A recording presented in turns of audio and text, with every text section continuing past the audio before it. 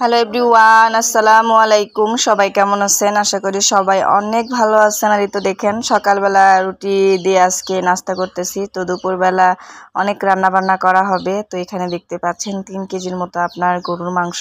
তো এটাকে আজকে সুন্দর করে মাখিয়ে আপনার রান্না করা হবে। তো আমার মামির বাড়িতে আজকে আমরা সবাই গিয়েছি। তারপরে আপনার মামির বাপের বাড়ি থেকে অনেকেই আসবে। তো তার জন্য এত কিছু আয়োজন করা হচ্ছে।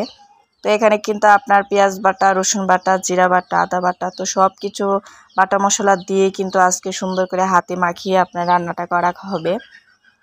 আর এখানে কিন্তু আপনার হলুদের গুঁড়ো, তারপরে আপনার মরিচের গুঁড়োটা বেশি অ্যাড করছে। আর দেখেন আপনার মরিচের গুঁড়োটা বেশি দিছে, কারণ আপনার গরুর মাংসের মধ্যে কিন্তু ঝাল না হলে কিন্তু ভালো লাগবে না।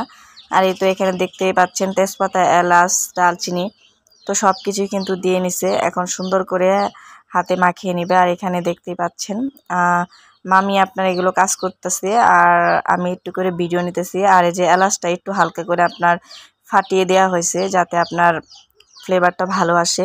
আর এই তো আজকে রান্না করা হবে আপনার সরিষার তেল দিয়ে। তো এই পরিমাণ মতো এখন আপনার কড়াইতে সরিষার তেল দিয়ে দিল। আর এখন সুন্দর করে হাতে মাখিয়ে নিতেছে। দেখেন একদম উপর নিচ করে ভালোভাবে সুন্দর করে হাতে মাখিয়ে নিতেছে, যাতে আপনার মশলার সাথে আপনার মাংসটা ভালোভাবে আপনার লেগে যায়।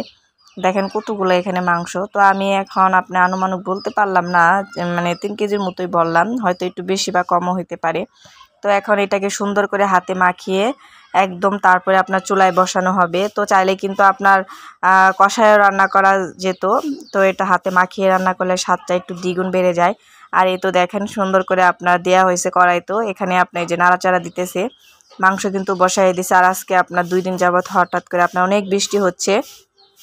তো তার কারণে এই যে আলোক চুলা, তো এটাতে আপনার রান্না করা হইতেছে, মামি রান্না করতেছে। দেখেন মাংসের কালারটা কত সুন্দর হয়েছে। তো যত আপনার গরুর মাংস আপনার সিদ্ধ করা হবে, অত কিন্তু খেতে ভালো হবে। আর এই তো এখানে কিন্তু রসমালাই, তারপরে মিষ্টি নিয়ে আসা হয়েছিল, আমরা নিয়ে আসছি। আর এখানে কিন্তু আপনার যে রুটি দিয়ে আপনার আপনার করা হবে, লুচি করা হবে। তো রুটি আপনার গোল গোল করে কেটে তারপরে আপনার চাকু দিয়ে কিন্তু এই যে 4 ভাগ করলেই কিন্তু আপনার লুচি হয়ে যায়। তো লুচি দিয়ে আজকে গরুর মাংস দিয়েও খাবো, অনেক মজা লাগে কিন্তু খেতে এগুলো। এই যে দেখেন কিভাবে কাটা হচ্ছে। তো এখন আপনার সুন্দর করে মানে আপনার গ্যাসের চুলায় এটা ভাজা হচ্ছে। আর আরেক দিক দিয়ে কিন্তু আপনার মাংস আপনার বসায় দিচ্ছে আপনার মাটির চুলায়। তো এই তো দেখেন কি সুন্দর একদম ফুলকো ফুলকো লুচি হয়ে গেছে। তো চাইলে কিন্তু আপনারাও কিন্তু রুটি বানিয়ে তারপরে রুটির ভিতর দিয়ে আপনার চাকু দিয়ে 4 পিস করলেই কিন্তু সুন্দর করে আপনার এই যে লুচি হয়ে যায়। আর এই তো এখন কিন্তু আপনার লাচ্চা সেমাই রান্না করা হবে। তো সেমাইয়ের জন্য কিন্তু এই যে দুধটাও কিন্তু আপনার যে বলক উঠে পড়ছে, এখন কিন্তু সেমাইও রান্না করা হবে। এখানে কিন্তু আপনার সব কিছু দিয়ে দিল, বাদাম, কিশমিশ সব কিছু দিয়ে দিল। তো ভিডিওটা কেমন হয়েছে অবশ্যই সবাই কমেন্ট করে বলবেন।